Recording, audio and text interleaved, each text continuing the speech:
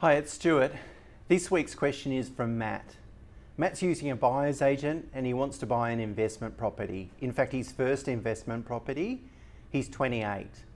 He's weighing up whether he should buy a house on 400 to 600 square metres, about 16 k's away from the CBD in Brisbane, or alternatively, should he buy a villa unit in Melbourne? His budget's about $950,000. So Matt, it's a great question and one worth considering deeply.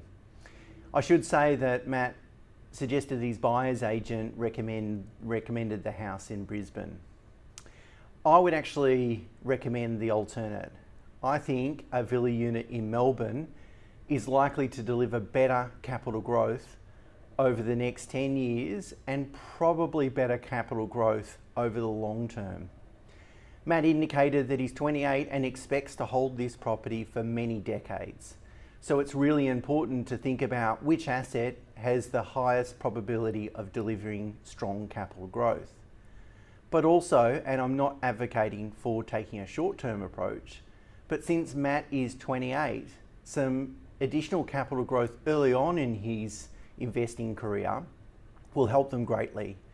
Whether it's to upgrade the family home, borrow to invest, etc. Now, Brisbane's median house price has appreciated by more than 60% since the end of 2018. It's pretty strong growth. Now, there could be more growth in that market, and I think over the long run, it'll do fine, but it could be that Matt is investing certainly in the middle of a growth cycle and maybe towards the end of it. Whereas with Melbourne's delivered very little growth over the last 5 years, well below the long-term average. So if you're investing in Melbourne, Matt is potentially investing before the next growth cycle, which might occur in the next 1 to 3 years.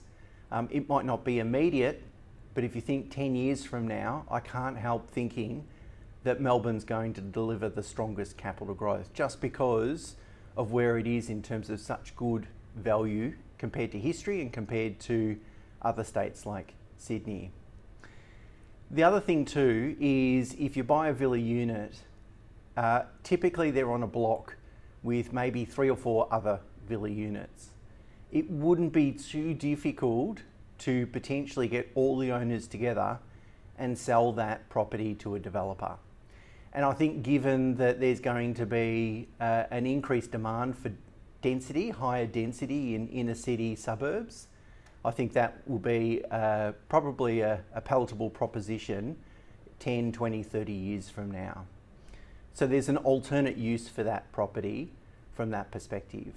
So Matt, that's why I think a villa unit in Melbourne is superior than a house in Brisbane that might be 16 or so k's away from the CBD. Great question though, and thanks for submitting it. Cheers.